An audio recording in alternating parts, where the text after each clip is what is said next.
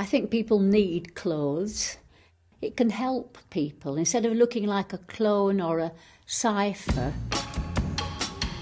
Bienvenida y bienvenido a la tercera temporada de Historia y Moda, el podcast donde analizamos la historia a través de la influencia cultural, económica, política y social de la moda.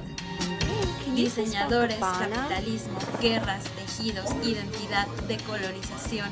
¿Cómo se relaciona todo esto con el mundo que habitamos? ¿Y qué tiene que ver contigo? Te lo contamos aquí. Empecemos. We don't need all these horrible old people who've been running the world. You have to go faster than the system. Bueno, pues bienvenidos, muchas gracias. Somos poquitos, pero está privado y también hay mucha gente por ahí en Instagram ya conectándose, ya nos sigue. Entonces se va a sentir la interacción, esperemos padre. Pues le damos la más cordial bienvenida a todos a este panel que nos da mucha emoción presentarles. Antes que nada, me da mucho gusto presentar nuestra organización. Para los que no nos conocen, nosotros somos Fashion Revolution México. Nosotros somos la sede de un movimiento global que estamos en más de 100 países en todo el mundo. Y este año estamos conmemorando 10 años de campaña activa de la creación del movimiento. Somos un movimiento que nació a raíz de algunas problemáticas en la industria de la moda que creemos muy importante compartir y empezar a generar espacios de diálogo desde diferentes perspectivas en las cuales nos permitan poder entender la sustentabilidad desde distintas áreas, ¿no? De temas como la sustentabilidad, la trazabilidad, la transparencia en la moda, creemos que son importantes para ahondar en todo esto, ya que muchas veces nos quedamos a veces cortos en algunos significados. Entonces, les agradecemos mucho su presencia y para mí también es un placer presentarles a nuestros oponentes del día de hoy. Tenemos, vamos a empezar con Miriam, de allá para acá. A Miriam Villaseñor Muñoz, que es de Guadalajara, Jalisco, es arquitecta por el ITESO. Durante 6 años colaboró en el área de estudios y proyectos del Centro Cultural Universitario de la UDG, apoyando la gestión de concursos de arquitectura y plan maestro. Posteriormente, desde Minterra, inmobiliaria de la Universidad de Guadalajara, apoyó en el desarrollo de proyectos estratégicos para el estado de Jalisco. Fue socia fundadora de la Galería 1, galería que apoyó proyectos de artistas jóvenes. De 2009 a 2013, codirigió junto con Viridiana Mayagoitia el Laboratorio de Arte Jorge Martínez y a la par fue coordinadora para el Centro de Cultura Arquitectónica y Urbana. Su relación con la arquitectura y su gusto por el arte la han llevado a colaborar en proyectos como Arte Carelles y el desarrollo de proyectos independientes con artistas. Desde el 2014 a 2020 coordinó la colección Chapinel y fue socia fundadora de Anónimo e Indocumentados, proyectos enfocados en la incubación de plataformas culturales utilizando formatos no convencionales y modelos de negocio alternativos. El objetivo es promover un estilo de vida basado en una revaloración del patrimonio cultural, artístico y arquitectónico de México. Anónimo, con 4 ediciones en Miami, Estados Unidos, y una en Ciudad de México, una en Oaxaca y la más reciente en Marfa, Texas. Está a cargo de Residencias Mareca desde 2016, en donde artistas colaboran un mes a pie de playa en el Hotel Casitas Mareca, ubicado en Las Ánimas, Puerto Vallarta. La misión es que desarrollen proyectos artísticos de intercambio de conocimiento con la niñez y adolescencias en la comunidad. Formó parte de los aprendices de residencias en las cuales artistas son invitados a aprender las técnicas de barro tonalteca en talleres de artesanas. Este proyecto ha devenido en un primer intento por proteger las minas de barro del municipio de Tonalá en el apoyo ICOMOS Jalisco. Es fundadora de Oficios, una oficina donde gesta todas las colaboraciones apoyando principalmente en la producción, envíos, montaje y registro de piezas de arte de artistas nacionales e internacionales desde Guadalajara, así como proyectos curatoriales y museográficos. Desde 2020 es directora del organismo público descentralizado Museos, Exposiciones y Galerías de Jalisco, teniendo a su cargo la gestión de 12 museos del estado. Entonces, bienvenida, qué gran currículum, muchas gracias por venir. Muchas gracias. Seguimos con Anis Badi Zárate Cali. Es director de Cooperación y Gestión de la Secretaría de Igualdad Sustantiva entre Mujeres y Hombres. Badi es urbanista por la Universidad de Guadalajara, graduado del Instituto de Estudios de Prosperidad Global. y especializado en políticas públicas con experiencia de género, derechos humanos, migración y desarrollo rural. Ha colaborado en colectivos dedicados a la promoción de los derechos humanos, la gobernanza, la participación ciudadana, las ciudades para las personas y las comunidades autogestivas. Ha sido consultor para gobiernos locales y facilitador de innovación, No Innovation y el Fondo Multilateral de Inversiones del Banco Interamericano de Desarrollo. Durante los últimos años trabajó como investigador auxiliar para el programa de la Organización de las Naciones Unidas y los asentamientos humanos, ONU Habitat, y como coordinador de vinculación metropolitana en el Instituto Metropolitano de Planeación del Área Metropolitana de Guadalajara. Actualmente se desempeña como director de operación y gestión de la Secretaría de Igualdad Sustantiva, donde es responsable de procesos de vinculación OSCS, academia, organismos empresariales, organismos internacionales y el gobierno federal. Muchas gracias.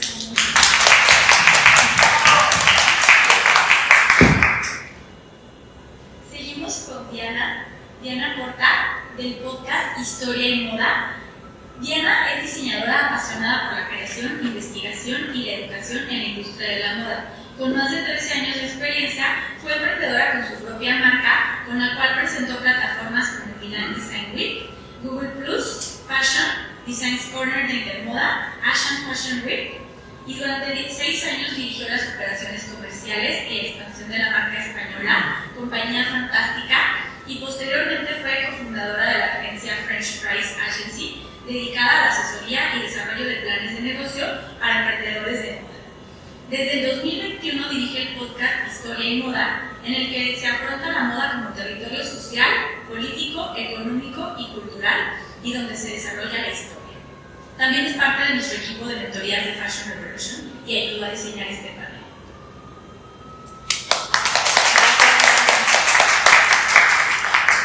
Y seguimos con Efraín Paulino, que es un apasionado de la industria textil y de la indumentaria en todas sus dimensiones. Dirigió Fashion Revolution México, donde logró posicionar a la organización como una plataforma de intercambio de experiencias y acciones hacia mejores prácticas de producción, comercialización y consumo en la industria. Actualmente impulsa la sustentabilidad a través de proyectos sociales y emprendimientos como investigador, orientador de innovación empresarial en el Instituto de Diseño e Innovación Tecnológica de la Universidad Iberoamericana de Puebla. Actualmente está trabajando con comunidades de artesanos y artesanas de la Sierra Norte de Puebla para rescate iconográfico de los bordados tradicionales y la recuperación de técnicas artesanales de producción textil, a través del desarrollo de productos innovadores y sustentables.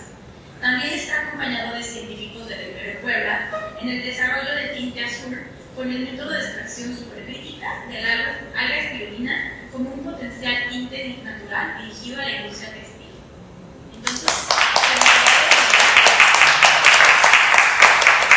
como pueden ver, tenemos un súper grupo de panelistas, entonces vamos a aprovechar al máximo. Nos gustaría que este panel fuera muy interactivo. Vamos a hacer algunas preguntas, invitarlos a que contesten las que se sientan en libertad de ustedes contestar. Y obviamente también vamos a estar conectando algunas imágenes con algunas preguntas también para que ustedes como público se sientan en la libertad de poder también compartir y también ustedes están preguntando, a lo mejor son cosas que ustedes no se han preguntado a sí mismos y que nos van a invitar un poco a la reflexión en este tema.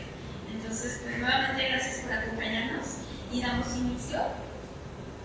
Sin antes también agradecer a nuestros patrocinadores, por ahí sí me gustaría mencionarlos porque Lía está presente, es una de nuestras patrocinadoras principales, ya les va a tocar conocer sus productos al final. Muchísimas gracias, Lía. Entonces, pues bueno, a mí me gustaría comenzar el panel justo con la pregunta que nos va a ayudar a introducir. El panel se llama... se llama Moda, Revolución, Género y Igualdad. O sea, de alguna manera esto está vinculado con la igualdad sustantiva, entonces me gustaría que así a primer oído, que se les viene a la mente cómo creemos que está relacionada la moda justo, ¿no?, con la equidad de género y la igualdad sustantiva. Bueno, yo creo que la moda está conectada con el género desde el momento en que la moda se dividió en hombres y mujeres, y a partir de ahí como que se hizo una historia que no tiene nada que ver, o sea, que no tiene solo que ver con la moda, sino que eso empezó a definir lo que las mujeres podían o debían hacer en la sociedad, lo que los hombres.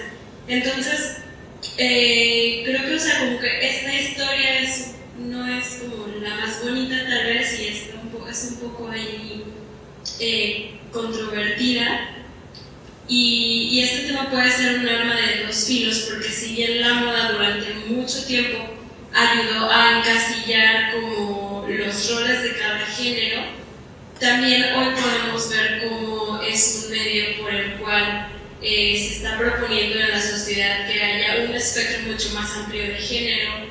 Es a través de la moda que muchos pueden explorar su propia identidad. Entonces creo que hoy está como yéndose a una dirección muy opuesta de la historia que en cierta forma ayudó a construir. Desde mi experiencia, pues primero tenemos que saber que la industria de la moda, de cada 10 trabajadores en la industria, 6 son mujeres.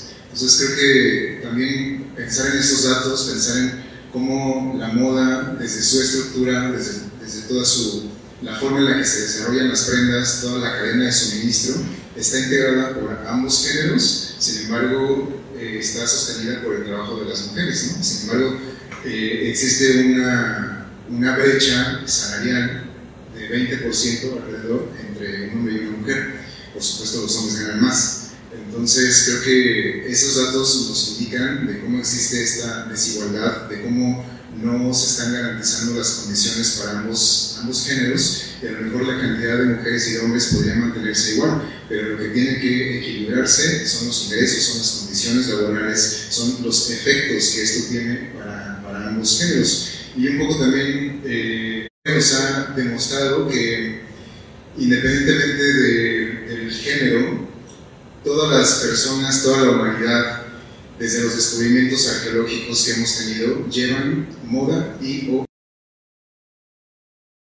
Vale la pena, para entender esta pregunta, recordarnos que como sociedad arrastramos un problema que es tan viejo como el mundo, tan viejo como el mundo, que está impregnado en las estructuras mismas. Es un problema que es estructural, se aparece en el Estado, en la familia, en las instituciones públicas, en las relaciones personales, románticas, que es la discriminación. La discriminación, que en resumen implica la privación del ejercicio de los derechos de una persona o a un colectivo de personas por características intrínsecas a su identidad.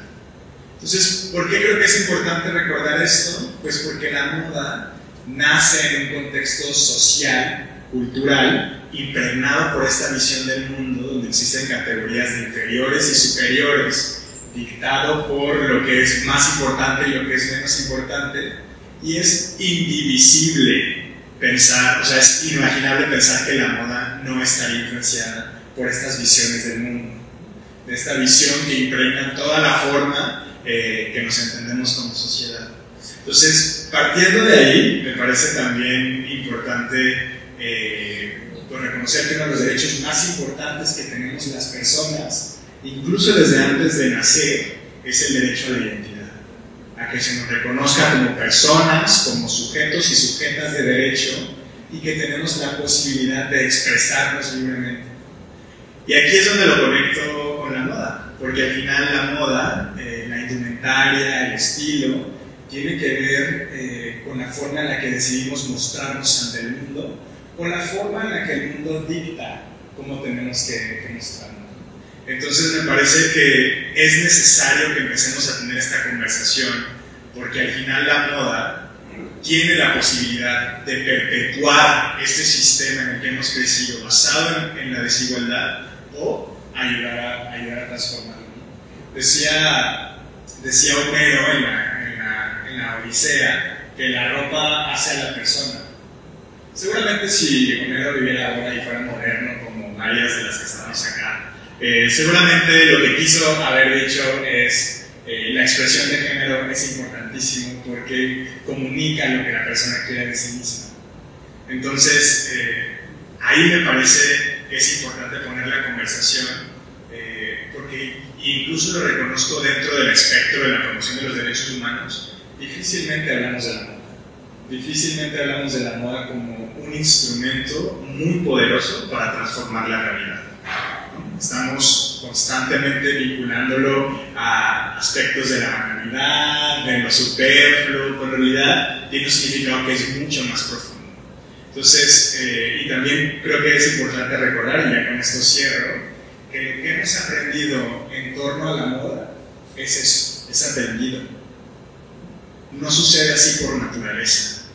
La moda, como cualquier espectro de la vida humana, fue aprendida, lo que entendemos de ella, lo que representa, pues todo lo que sabemos sobre ella, y como fue aprendida, tiene la capacidad, o tenemos la capacidad de desaprenderla. Entonces, si lo pensamos así, entonces podemos, a partir de este punto de partida, llevar la conversación de la moda como un instrumento de transformación de la realidad.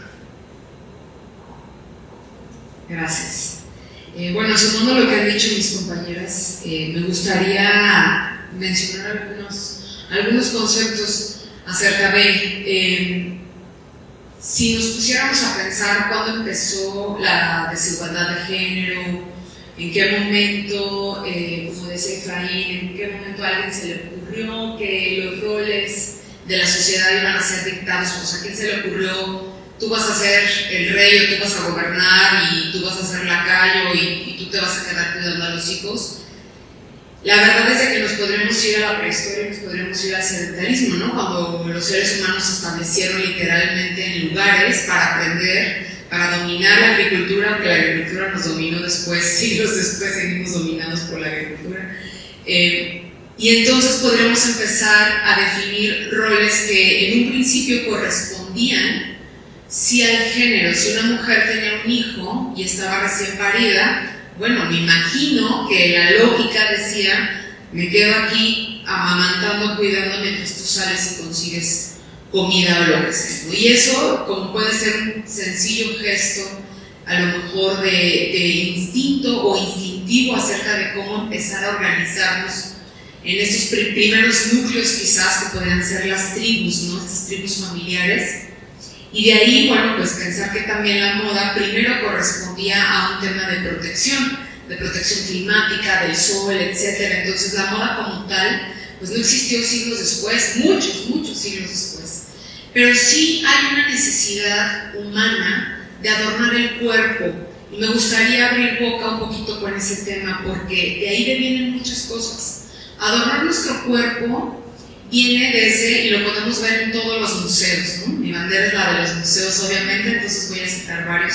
Y voy a citar la historia de la moda. Para mí la historia de la moda es otra historia de la humanidad, pero va paralela. Si aprendiéramos cómo la moda, y sumando lo que comentaba Dari, si dejamos esta parte frívola y banal con la que encasillamos a la moda, podemos ver que la historia nos cuenta de acuerdos económicos, nos cuenta de movimientos sociales bien importantes que empezaron a partir de la moda, y ahorita seguro van a surgir varios, y podemos hablar sobre todo de roles de género, ¿no? De intercambios entre ciudades, y entonces nos daríamos cuenta que nuestra principal manera de explorarnos a nosotras mismas es a partir de la ropa, es a partir de la moda. Conocemos nuestro cuerpo a partir de la ropa que nos ponemos. A mí se me haría muy difícil, y voy a poner un ejemplo que lo pongo siempre, y luego Vale me marca, siempre repito mis ejemplos, pero ahorita no se me viene ninguno. Pero por ejemplo, yo no hubiera descubierto que tengo el talle muy corto si no me hubiera probado 500 pantalones de mezclilla, en donde el tiro no me alcanza, ¿no? Pero eso no me hubiera dado cuenta si yo me observo desnuda frente a un espejo. O sea, yo no voy y no soy, tengo el talle corto. Claro que no, es hasta que experimentas y te pones la ropa de la manera en la que te das cuenta cómo es tu cuerpo de acuerdo a los demás. Y esta necesidad de adornar nuestro cuerpo, en realidad estamos adornando nuestra fachada al mundo. Nosotras mismas vamos por la calle, con nuestros amigos, etcétera, mostrando esta fachada que al final sí es, digamos, un mensaje, un lenguaje de quiénes somos, seamos o no nos importe, más bien, nos importe o no nos importe. Y en ese tema, entonces, podemos ver, como mencionaba también Badi, este sistema en el que hemos aprendido cómo deber vestirse o cómo deber mostrarse, qué hay que ponerse. Justamente ahorita me estaban escribiendo, oye, es muy elegante el evento un evento que tenemos más tarde. Es esta necesidad de preguntar cómo hay que vestirse para ser aceptadas, cómo hay que llegar a un lugar, cómo abordar un evento para ser aceptadas y no sentirnos mal. Es a través de la ropa nuestro principal lenguaje social que tenemos. Y en ese sentido, el género y la equidad se vuelve un poco compleja, pero se vuelve muy divertida también de analizar. Y entonces lo pongo sobre la mesa para de ahí empezar a desdoblar algunos temas. Totalmente, es que justamente ya empiezas a introducir a la siguiente pregunta, ya a un tema que creo que es lo que empieza a detonar cosas que a lo mejor no nos hemos preguntado, que ya se están hablando de la equidad de género, como la liberación, la opresión, históricamente, ¿no? O sea, como ya empezamos a hablar un poco de la historia, estoy completamente de acuerdo contigo en que la historia de la moda es como a la par, pero como otra completamente diferente, ¿no? Entonces, ¿de qué maneras no solamente creen que, o en qué punto a lo mejor se haya empezado a usar la moda como herramienta de opresión o liberación, para tener las dos como contrapartes, y a lo mejor también a través de qué medios lo hemos percibido, ¿no? O sea, cómo, en qué medios de comunicación, como dices nosotros mismos, el puro hecho de tener una prenda, cómo lo empezamos a percibir como sociedad o como individuos. Mira, sumando a lo que dices, y ahorita les paso el micrófono, pero sumando a lo que dices, y voy a aprovechar que soy la mayor en esta mesa, para mí los 90s fueron sumamente difíciles. Los 90s fue mi pubertad, es el periodo en el que yo estaba en la preparatoria, y Kate Moss era el máximo estándar de belleza en el mundo. Empezaba la anorexia, empezaba el minimalismo con Calvin Klein, estos vestidos pegaditos así súper sencillos que usaba también la vocalista de Garbage. Y entonces, empezaron los pantalones a la cadera que hasta Kate Moss le sacaban lonja. Entonces fue una época sumamente estresante para mí y para todas mis amigas, porque entonces el estándar de belleza era inalcanzable. ¿Y en qué momento ese estándar se volvió un estándar además de aceptación social? ¿En qué momento tú no ibas a ligar si no traías un pantalón a la cadera que se te veía fatal, no te podías ni agachar? Si se te caía la moneda, olvídala, déjala. Que alguien pide un deseo y se la lleve porque estaba muy cañón agachar, que se te iba a ver todo, se te iba a bajar. Y en esa época donde el cuerpo además cambia, que nos volvemos deformes, ¿no? Yo tenía los brazos, me llegaban a las rodillas, yo creo, y estaba como muy cabezona, no sé, me sentía como muy extraña. Mi cuerpo estaba cambiando y además tenía este estándar. Y yo de verdad, años después, décadas después, y lo platico mucho ahora incluso con mi mamá, yo agradezco estos roles en donde tenemos ejemplos de diferente tipo de cuerpos que son hermosos, ¿no? Y tenemos mujeres que ahora son estándares de belleza tan diversos, diferentes cuerpos, diferentes colores de piel, diferentes profesiones. No hemos llegado, creo yo, al lugar donde deberíamos estar. Pero si yo les hablo de hace 20 años o más, hace 30 años, 25, sí les podría decir que sí ha cambiado radicalmente el estándar de belleza. A mí me gustaría tener la libertad que tengo hoy y aceptación que tengo de mi cuerpo, que yo, o sea, me hubiera encantado tener lo que tengo ahora, que he construido a base de mucho trabajo, en amor propio. Me hubiera encantado tenerlo en la preparatoria porque me la hubiera pasado mejor, definitivamente. Y entonces cuando las niñas, las mujeres y todos los géneros ahora buscan estos roles a seguir, me parece sumamente peligroso. Porque además en mis tiempos no había Facebook, no había celular, no había Instagram. Ahora es tan inmediato el consumo de tantos estándares de belleza que de pronto se vuelven inalcanzables también. Y el estrés se vuelve también completamente inmedible, ¿no? Eso es lo que yo quisiera ver. Súper. Regresando a esta idea de la relación indivisible entre la moda y el sistema de discriminación y desigualdad en el que vivimos. Quisiera agregar otra variable del significado de la discriminación o de la relevancia de la discriminación, es que la discriminación se sostiene por dos principios. Uno que es invisible, invisibilizada y normalizada. Entonces, por un lado, que dejamos de percibir que la discriminación está presente en lo cotidiano y particularmente en la ropa, o hemos normalizado y hemos aceptado que eso es correcto. Entonces, eso se manifiesta en muchos aspectos relacionados a la moda, y les voy a contar una historia personal antes de contestar la pregunta. Cuando yo era adolescente, yo crecí, se veía mucho tiempo después que ella. Mucho tiempo después que ella. Yo iba a la secundaria y se acuerdan que estaba un tiempo de moda estas playeras polo de Lacoste, que eran rositas, ¿no? Y que todo el mundo tenía una, y yo por supuesto quería una de esas playeras. Y me acuerdo que mis papás no me la querían comprar. Abro paréntesis, yo crecí en un hogar muy progre. O sea, al final mi mamá era refugiada, era migrante, mi papá es indígena, mi papá es un hombre que rompe con muchos estereotipos de género, es un osito cariñosito, o sea, él me aplaude todo lo que hago, ¿no? Y me abraza todo el tiempo. Cierro paréntesis, ahorré y fui a comprar esta playera polo, ¿no? Y llego a la casa feliz de la vida, me pongo la playera y lo primero que dice mi papá cuando me ve es: ¿ya no había una de hombre?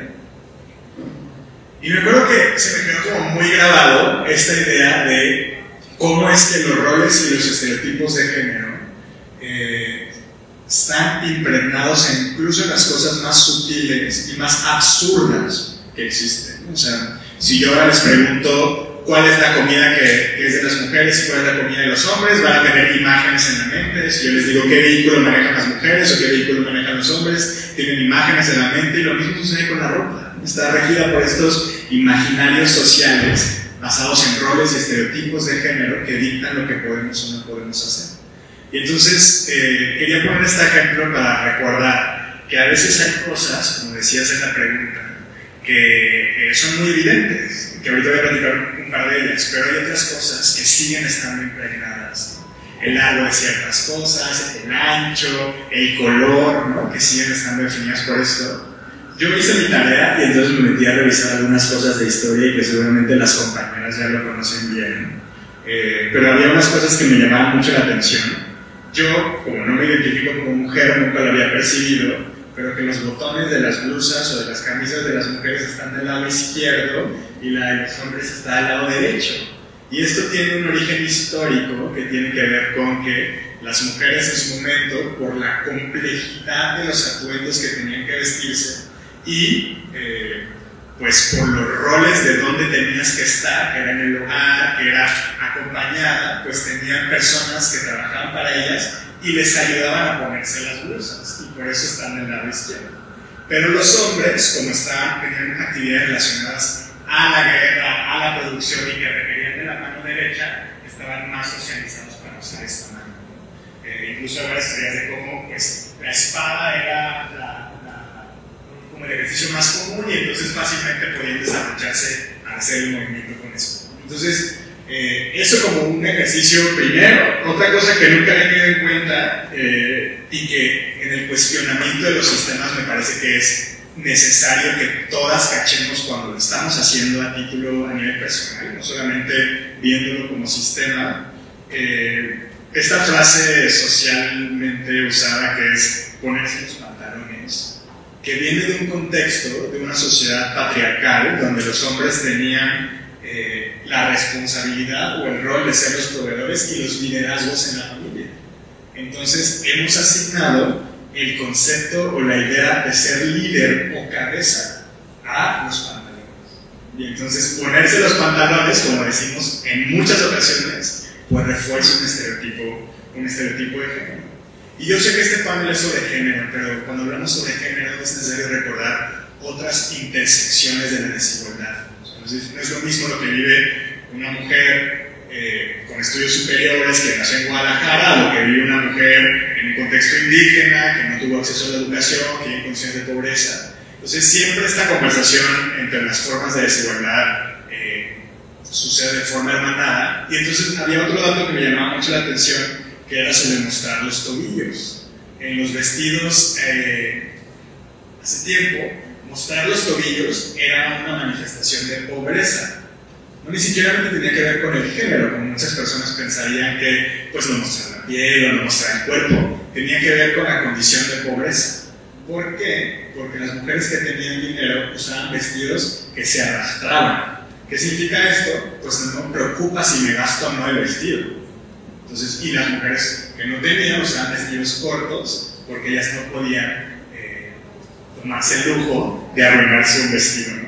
Entonces, me parece que es bien interesante cuando comenzamos a rascarle a lo cotidiano, a las expresiones, a los comportamientos de las acciones en torno a la moda y encontramos estas sutilezas discriminatorias que siguen definiendo la forma en la que pensamos, incluso, como decía, sin darnos cuenta o creyendo que es normal. Bueno, quiero retomar este tema de los pantalones porque justo el panel que es moda en evolución, entonces este es un muy buen ejemplo de cómo sí los pantalones eran para hombres y representaban el poder, pero luego las mujeres, como en búsqueda de esta igualdad y de este lugar en el trabajo y de este puesto corporativo, empezaron a adueñarse de los pantalones y del traje sastre. Entonces tenemos mucho el tema del power dressing, de cómo las mujeres empezaron, bueno, si necesito que me traten como un hombre y que me vean como un igual en este puesto de trabajo, pues me visto como hombre. Entonces es como, sí está muy relacionado con el género masculino y el poder, pero al mismo tiempo es un medio del cual una como mujer se ha apropiado para ganarse ese lugar que se merece en la sociedad. Y hay como muchos otros ejemplos de otras prendas que también es como, depende de en qué parte de la historia aparece, representa una cosa o representa lo opuesto. Y un ejemplo es el corset, que en los discursos feministas como es una prenda de opresión porque pues obviamente no te permitía trabajar y hacer muchas cosas, y eso indica que las mujeres no podían trabajar y estaban de adorno y hasta tenían que caminar todas derechitas, ¿no? Pero luego nos hacemos la pregunta de, ok, ¿y entonces por qué hoy en el siglo XXI usamos corset voluntariamente? O sea, ¿por qué si salió Bridgerton todas las niñas andan usando sus corsets, ¿no? Si es como que si ahora muchas trabajamos, estudiamos, nos tenemos que mover, pero es que esa prenda nos gusta. O porque en la época victoriana que el corset era de las mujeres, porque había hombres que se lo ponían de todas formas.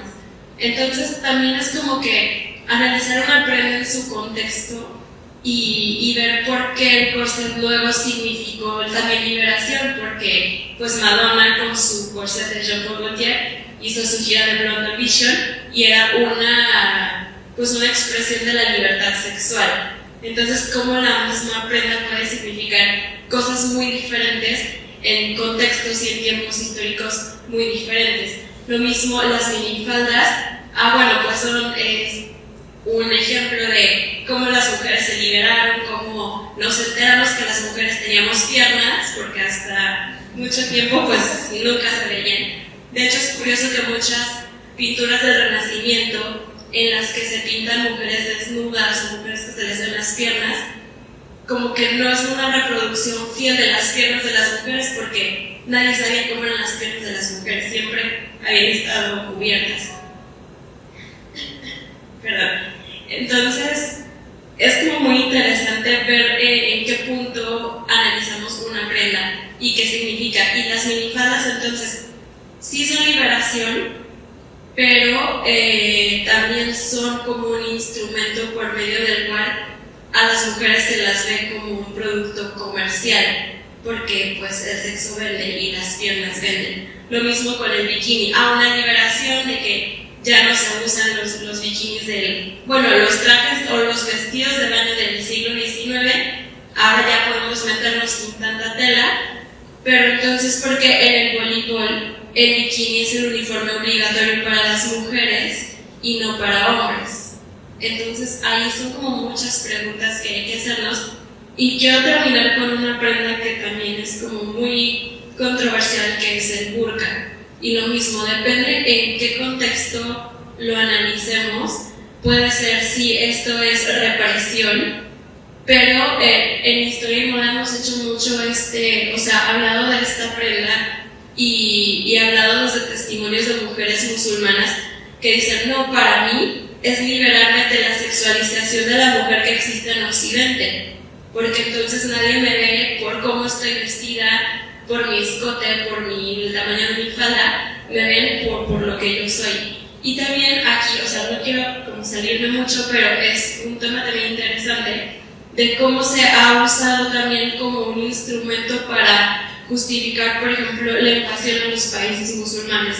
No, el burka es represión y tienen a las mujeres así, entonces se justifica que vayamos a invadir Afganistán, Irán. Y entonces también se está utilizando como un discurso para apoyar un tema de colonización. Entonces es como, creo que muy importante que analicemos cada prenda y entendamos quién lo usa, por qué la usa, y eso empieza desde nosotros, por qué yo uso esto, qué significa para mí, qué historia tiene para mí, y como que desde nosotros empezar a darle este sentido a las prendas que usamos. Bueno, ya ni sé qué decir. Yo creo que en mi experiencia, lo que les quiero compartir, a veces creo que somos nuestro propio verdugo, ¿no? O sea, nos reprimimos, nadie lo hace, es como que a veces hay algo en nosotras, en nosotros, que nos hace caer en eso.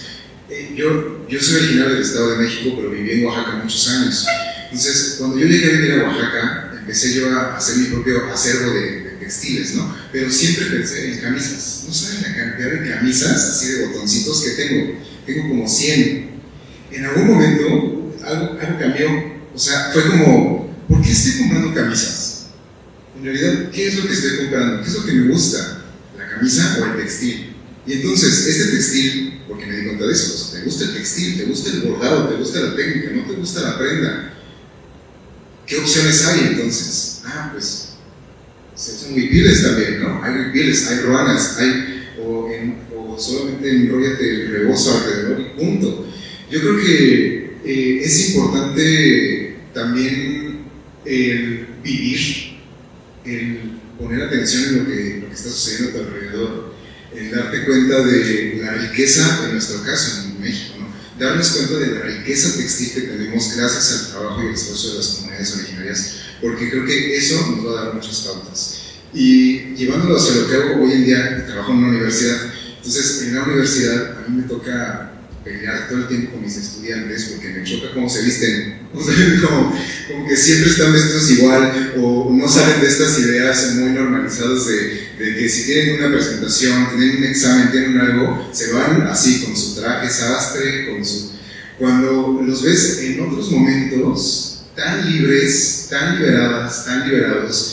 Y es como, ¿por qué no eso lo llevas a todo, como que toda tu profesión, toda tu vida, ¿no? Como que desde la educación, ahí siento yo que mi responsabilidad como docente, y también porque pues, tanto mi experiencia de vida como mi experiencia profesional, me han dicho que hay muchas alternativas para vestirnos, independientemente del género. Entonces, como también desde la educación, desde el trabajo de las universidades, que son muy responsables en cómo se siguen replicando patrones, debe de haber un cambio, ¿no? O sea, que los propios docentes, las propias, desde la docencia existan estas, empujarlos, ¿no? hacia otras cosas, no empujarlos hacia seguir replicando un sistema, sino en abrirles un mundo, que creo que tanto esta generación está muy dispuesta, como tenemos acceso a la tecnología que nos permite hacerlo, y creo que tenemos ya los medios. Entonces siento yo que desde la academia hay una gran responsabilidad, pero hablándolo ya como de forma muy personal, pues también el hecho de desarticularte tantito, ¿no? De salir, o sea, es como, a ver, prueba un día a ponértela, esa camisa póntela al revés, a ver, ¿qué se siente? Es que no nos dejamos sentir, ¿no? Como que de pronto nos reprimimos esos sentimientos, esa libertad, y entonces pues así nos vamos de largo y eso lo replicamos. Creo yo que cuando sentimos esa libertad se nota de forma muy natural. Se nota cuando alguien se siente de cierta manera, y también es importante ver que, y sobre todo en universidades, que hay muchas personas que nos están observando y que entonces eso también, de ahí se absorbe mucha información. Entonces, en general creo que desde la academia, porque estoy en una universidad, insisto en que hay una responsabilidad para cambiar esos patrones y para no caer en esa opresión. Pues bueno, pues cuestiones de tiempo voy a tratar porque, bueno, o sea, yo por mí podría seguirme, pero creo que también dentro de lo que ustedes han comentado se han ido respondiendo algunas otras cosas. Y bueno, a mí me vino mucho a la cabeza, ahorita la siguiente pregunta, y vamos a tocar el tema tanto de preguntarnos si en el mundo diverso de hoy, o sea, en la diversidad en todos los sentidos, realmente se está tomando en cuenta más bien, en este mundo moderno se toma en cuenta la diversidad que existe, pero por otro lado me gustaría hablar un poquito a la crisis, porque han estado hablando justo de algunos puntos de crisis personales, de crisis históricas, de crisis sociales. Aquí pusimos algunos puntos de partida, como guerra, como contexto de países a lo mejor en una situación muy distinta, oriental, y tú hablabas también del tema de los estudiantes y las nuevas generaciones, que de alguna manera también son puntos de crisis, ¿no? De a lo mejor intergeneracionales. Entonces, pues sí me gustaría unir un poquito estas dos preguntas, ¿no? O sea, para ir así como al clavo, es, en el mundo que vivimos, ¿sí se toma en cuenta esta diversidad real? ¿O a veces nos dejamos llevar más por estas crisis o por estas diversidades de opinión, más bien, ¿no? Como ya todo está muy polarizado, pero también como muy diversificado también la opinión. Pues qué tanto, ¿no? Estamos realmente tomando en cuenta y estamos tomando como solución.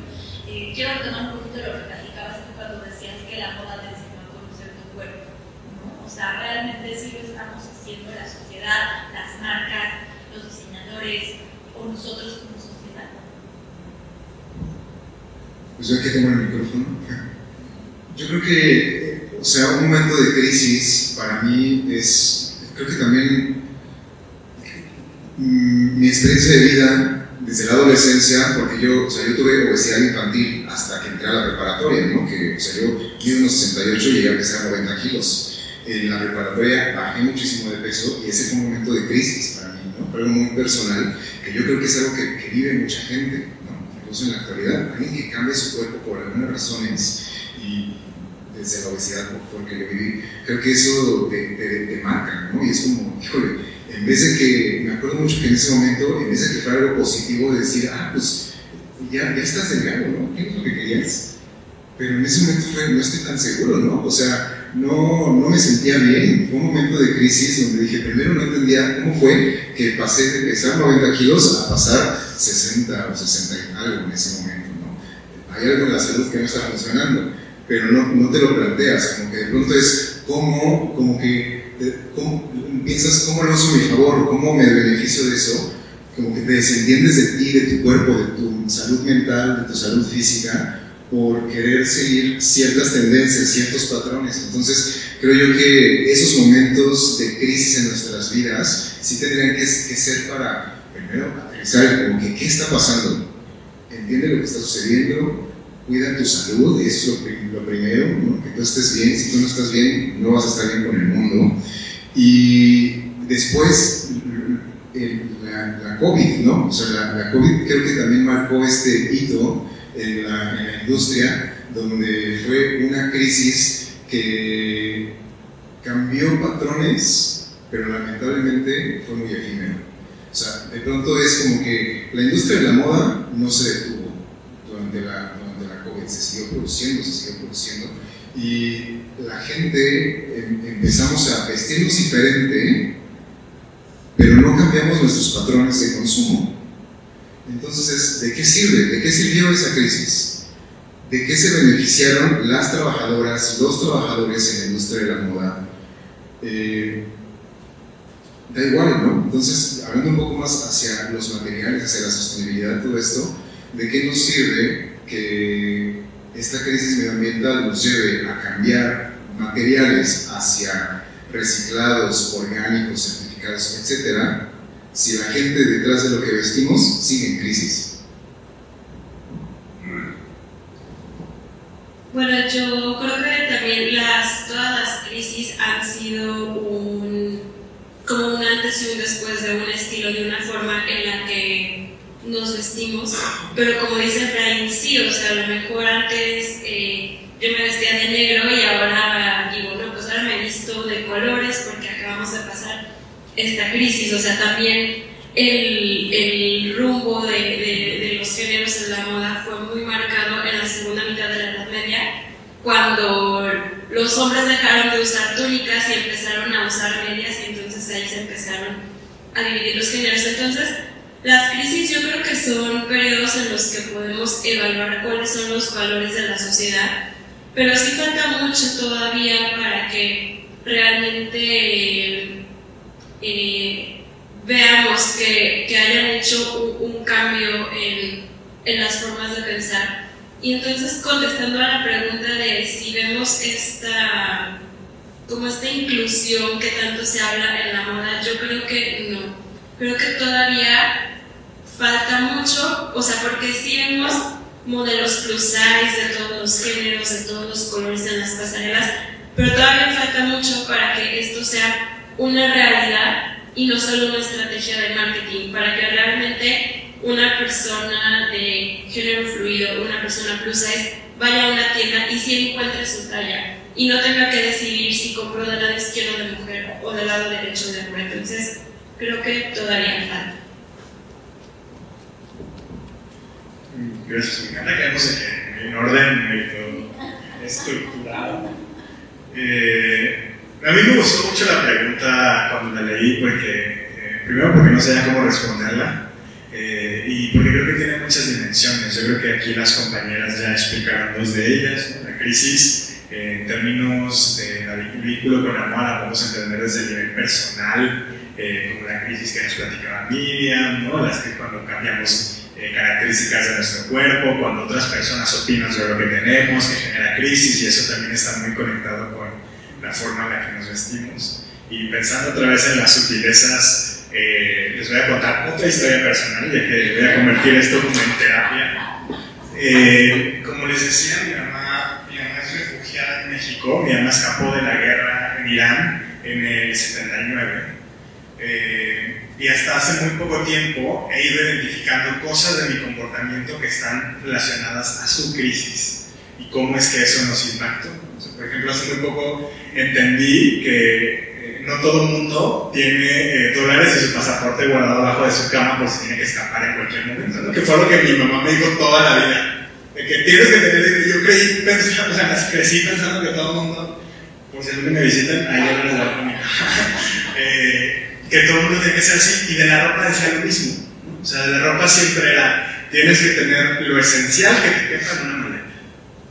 Entonces, o sea, yo siempre pensé que tenía que ver con la austeridad, con la sencillez, pero cada vez más creo que tiene que ver con la crisis y cómo es que eso influencia la forma en que nos relacionamos con el mundo y decidimos mostrarnos al mundo. Entonces, me encanta que podamos dialogarlo en esa esfera personal, pero también pensando en la crisis como la posibilidad de reconfigurar la forma en la que nos entendemos como personas o como sociedad. Pensaba como en algunas de las crisis en el mundo, la revolución industrial, hay un debate de dónde se inició la división sexual del trabajo, si es en la versión de Miriam, que es en la agricultura, o es en diversión, que es en la revolución industrial, que lo que hizo fue que industrializó los procesos, los sistematizó y asignó roles productivos y reproductivos. Los productivos se los asignó a los hombres, que tenían que ver con la producción de dinero, y a las mujeres lo reproductivo, que tenía que ver con el cuidado del hogar. Y entonces la vestimenta se ajustó para responder a esa necesidad. El mundo entró en una crisis a partir de un crecimiento que estaba experimentando, y entonces dijo, voy a asignar responsabilidades, a ti te va a tocar esto y a ti esto, y tú te vas a poner esto y esto para responder a este modelo. Entonces, eso como un caso de crisis que a veces también trae repercusiones negativas, no necesariamente positivas, pero hay otras crisis que también arrojan la posibilidad de de transformarnos hacia lo positivo. Ahorita que estaba comentando la compañera sobre el uso de los pantalones y el ingreso en el mundo laboral por parte de las mujeres, a principios del siglo pasado, después de la Segunda Guerra Mundial, ¿no? Las ciudades se quedaron sin gente, sin trabajadores, porque los hombres estaban en la guerra, las mujeres tuvieron que entrar en el mercado laboral, y una vez que lo experimentaron dijeron, ya no puedo regresar. Y entonces empezó un movimiento laborista que dio inicio a lo que ahora conocemos por la Organización Internacional del Trabajo, que fue de los principales organismos internacionales por la defensa de los derechos laborales de las mujeres. Y eso tiene un vínculo directamente con la ropa, porque en los primeros lineamientos de la Organización Internacional del Trabajo se establecía que hombres y mujeres tenían la posibilidad de vestirse libremente en el espacio de trabajo. ¿Por qué? Para responder a las necesidades productivas del espacio. Entonces abrió esa posibilidad para hacerlo uno de los peores crisis en la humanidad. Entonces me parece que es bien interesante cuando lo vamos rascando, porque entendemos la conexión que tenemos con estos distintos hitos. Quisiera ya cerrar sobre esto con una que a mí me encanta, que es el uso de la bicicleta. Y me encanta porque yo soy ciclista, me dediqué muchos años a la defensa del derecho a la ciudad, y la bicicleta vino a reconfigurar la forma en que nos movíamos por las ciudades. Entonces anteriormente usábamos caballos, carretas, incluso vehículos locomotores que no estaban a disponibilidad de todo el mundo. La bicicleta se convirtió en el primer instrumento que facilitaba que las personas pudiéramos movernos con autonomía. Y esto en la vida de las mujeres era importantísimo. Entonces las mujeres empezaron a ver en la bicicleta, alrededor de 1870, la posibilidad de experimentar autonomía. O sea, mujeres que habían estado encerradas al espacio familiar, privado, en la bicicleta encontraban ese símbolo. Entonces empezaron a utilizarlo. ¿Y qué pasó? Pues que el mundo reaccionó de forma negativa, porque la bicicleta era todo lo malo que una mujer podía estar haciendo. ¿Y a qué me refiero por todo lo malo? Pues que en esa época los brazos de las mujeres tenían que mantenerse cerca del cuerpo, y al usar la bicicleta implicaba que estaban lejos del cuerpo y estaban mal. Cuando avanzaban por la calle, las mujeres tenían que avisar que iban pasando. ¿Por qué estaban mal? Porque las mujeres en esa época no podían hablar en voz alta, no podían hablar fuerte, sino que tenían que mantener el decoro y la voz baja. La otra también es que empezó a generar un movimiento en contra de las primeras mujeres ciclistas. O sea, las mujeres eran apedreadas, violentadas en el espacio público. Incluso noté aquí una cita del Chicago Tribune, un periódico en 1891, que decía: antes yo pensaba que lo peor que podía hacer una mujer era fumar, pero he cambiado de idea. Lo peor que he visto en mi vida es una mujer montada en una bicicleta. Entonces la bicicleta vino a transformar por completo la forma en que las mujeres experimentaban el espacio público. Y aquí lo voy a cerrar conectándolo con el mundo de la indumentaria de entonces. Se veían imposibilitadas de hacer uso de la bicicleta. O sea, imagínense montar una bicicleta con el armatoste que acompañaba su vestimenta. Y entonces, que daban el gatazo de parecer vestido, ¿no? Y entonces creían que podían pasar. Se originaron para que ellas pudieran moverse con libertad. Los bloomers, a partir de entonces, empezaron un movimiento que fue transformándose en el uso del pantalón regular, sin necesidad de estar fingiendo que parecía un vestido. Pero está conectado a la forma, a esta crisis que las mujeres experimentaron como colectivo para poder acercarse a la autonomía. Justo hoy amanecí pensando en Amelia Bloomer, la mujer que inventó los bloomers y le puso su apellido a esta prenda. Amelia inventó los bloomers más o menos alrededor de 1900, y pasaron muchas cosas en ese cambio de siglo, y voy a desviarme un poco, pero para poder enfocar lo que quiero decir al final con el tema de las crisis. Alrededor de 1900 pasaron varias cosas que yo guardo en mi memoria siempre. Uno, murió Oscar Wilde, o sea, me parece que eso me marcó desde niña, y no sé por qué almacené en mi memoria que en 1900 se murió ese hombre, que fue de los primeros que leí, los primeros escritores que yo leí y que admiré. Pero también empezó la cámara fotográfica a ser una de las principales herramientas para tener retratos de las personas. Y con eso, todo el mundo pensó que la pintura se iba a acabar. Porque la pintura en ese momento correspondía a retratos y a documentación de sucesos históricos. Si nosotros estudiáramos la peste negra, no existe Facebook ni existe Google que nos pueden dar todos los datos que ahora tenemos del COVID. Tendríamos que revisar la pintura para ver entonces qué era lo que pasaba en las ciudades y en el espacio público con la peste negra, ¿no?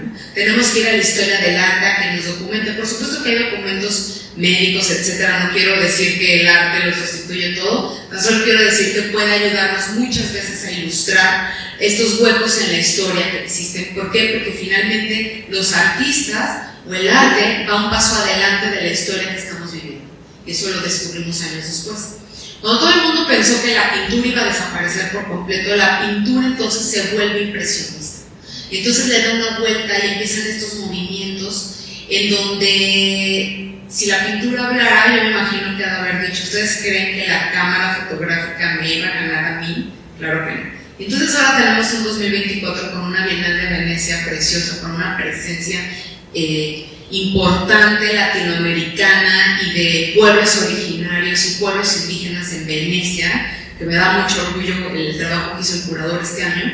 Y entonces vemos esta presencia de pintura todavía. Entonces tenemos un 2024 que, si hacemos una línea del tiempo desde las pinturas rupestres hasta ahora, la pintura ha evolucionado y le ha dado la vuelta a la historia.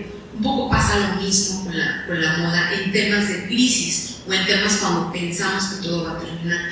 Y ahorita que mencionaba la Segunda Guerra Mundial, hay un dato bien interesante en donde el labial, el pintalabios o el bilete, como le quieran llamar, en la Segunda Guerra Mundial, sobre todo en Londres, se fue obligatorio como canasta básica para las mujeres. Las mujeres tomaron un rol muy importante en términos de enfermería, en temas de atención a las personas que habían sido heridas, en los roles. ¿Quién se quedaba en las ciudades a proteger? Finalmente eran las mujeres las que tomaron este rol. Las mujeres que se pusieron los pantalones en las ciudades. ¿Por qué? Porque los hombres estaban luchando. Entonces los hombres caídos llegaban a las ciudades y ellas seguían protegiendo y tenían un sistema de cuidados, de tribu entre ellas, entre las ciudades, entre los hijos, etc. Y el labial se convirtió en un elemento sumamente importante para mantener la dignidad en tiempos de crisis. Y a mí ese dato se me hace precioso, porque cuando entonces nos vamos a desviar y a pensar que la moda es frívola y banal, yo de pronto me imagino a mi abuela estando y como estamos mostrando historias personales, mi abuela superó 3 veces el cáncer y yo me imagino a Aurelia los últimos días de su vida en terapia intensiva, que nada más sus ratos de lucidez eran para preguntarle a mi mamá o a mis tías si le habían pintado la boca de rojo, porque para ella era mantener su dignidad día con día. Entonces no es banal. Si vamos a desaprender cosas, desaprendamos y observemos desde otro lugar. Amelia, por ejemplo, cuando ella diseña estos bloomers de los que hablaba Buddy, precisamente era para ella poder andar en bici. Si ustedes la googlean, Amelia Bloomer, hay ilustraciones donde ella está en unas bicis incomodísimas. Aún así no sé cómo lo hizo yo con Lenis, no me subo ya a eso.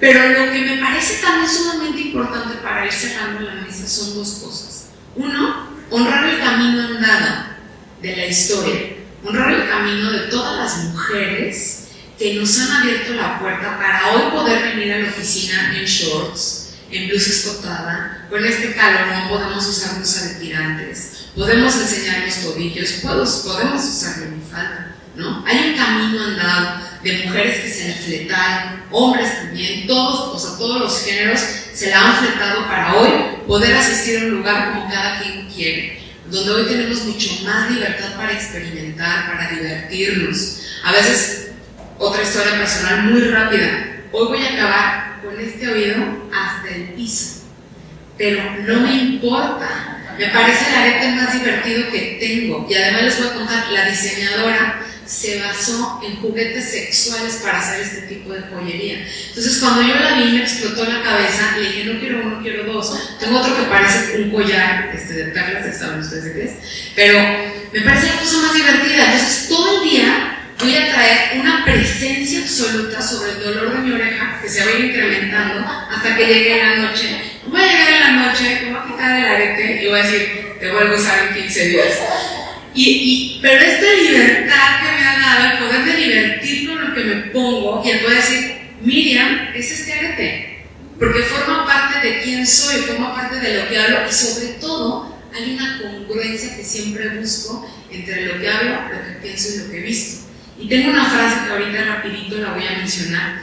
La forma no es contorno, es imagen, somos imagen. La manera en la que mi interioridad se hace visible. ¿De qué manera muestro quién soy yo aquí adentro? Con lo que traigo puesto.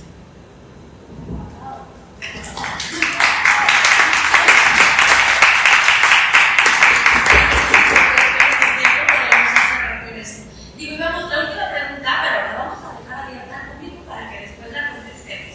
Era justamente, estamos hablando del tema de sustentabilidad en la moda, o sea, qué papel juega la moda en toda esta diversidad, ¿no? O sea, ¿realmente está haciendo una diferencia o está haciendo un punto más para crear división, crear violencia o crear desigualdad? Entonces, ya no la vamos a alcanzar a contestar. De hecho, está en la última diapositiva, si la quieres poner, para que nos la llevemos de tarea. ¿Va? Quisiera aprovechar justamente que vamos a subir este panel, lo estamos grabando desde Historia y Moda con Diana y Fashion Revolution, y lo queremos subir a nuestro podcast. Entonces, pues la interacción creo que puede seguir a raíz de ahí. Entonces, pues bueno, ahorita más que nada para así unos 5 minutitos por si alguien de los presentes quiere hacerles alguna pregunta a los panelistas. Hace poquito una amiga encontró en un bazar 10 enciclopedias de hace más de 80 años que se llaman enciclopedias femeninas, ¿no? Entonces una venía como la enciclopedia de la elegancia, la enciclopedia de la belleza, la enciclopedia de la cocina y como estos tipos de entorno. Entonces nos juntamos para como analizarlas, simplemente de verdad lo encontrábamos y lo recuerdo por lo que comentabas de la analogía de la vida, ¿no? Y lo digno que ese momento significaba para ellas y nos impactó muchísimo y habíamos dicho que iba a ser 1:30, se pusieron las 12:30 de la noche porque al principio pues sí un montón de barbaridades, ¿no? De que claro, de que no y como era posible en esos tiempos y tal, pero luego hubo una parte donde en la enciclopedia de la elegancia venía como para ellas era bien importante juntarse a hacer como desde la ropa interior y todo lo que albergaba estos trocitos que se usaban antes, ¿no? Y como lo que comentaba Andy, cada sutileza en la mínima vestimenta, lo que había atrás de así.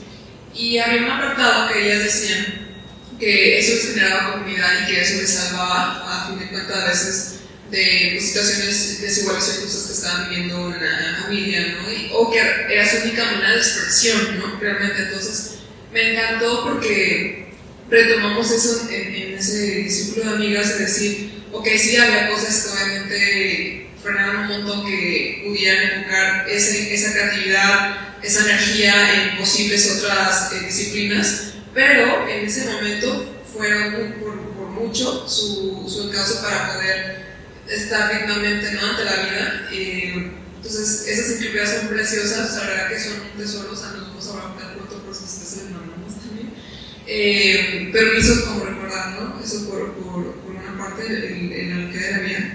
Y también algo que comentaba, ¿no? Y que bueno, desde acá la secretaría lo trabajamos un montón, el tema de los colores, ¿no? Hace poquito también veía un video que a lo mejor seguro vieron que dice que como ahorita todo el tema coquet es un atraso al tema de toda esta agenda, ¿no? De derechos de las mujeres. Y yo decía, pero si se te cuentas es una expresión de género y como también bien dicen siempre, no es como el desde dónde, ¿no? Yo, por ejemplo, desde siempre me gusta mucho lo rosa, lo coquete, así. Y desde un momento hice un ejercicio de reflexión de decir, desde dónde me gusta, desde dónde lo integro en mi expresión, ¿no? Y fue como me cuenta que no, genuinamente me gusta, no es porque quiero ni cumplirlo ni tal, es porque realmente es lo que yo conecto. Entonces creo que también como que esa reflexión de que al fin de cuentas Cada cosa que usamos pues viene también de ser lo que queremos expresar, y los o las que creen que todo se cree con moda, no, creo que a fin de cuentas viene de lo que a uno le hace sentido y con lo que quieren caminar por ahí. Pues bueno, eso como resumen me quiero ir más, pero no sé si también quieren participar.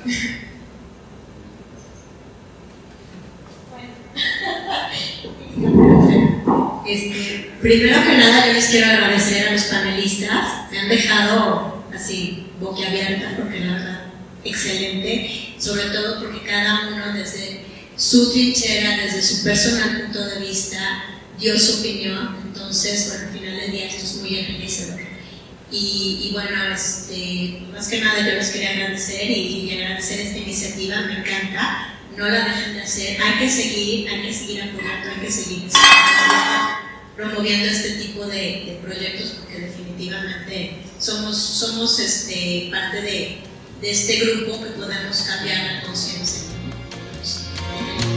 una diferente cosa, crear esta conciencia para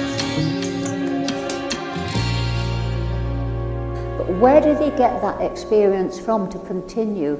You get it from culture, you put yourself in the shoes of people who lived before you, you get all the ideas come from the past.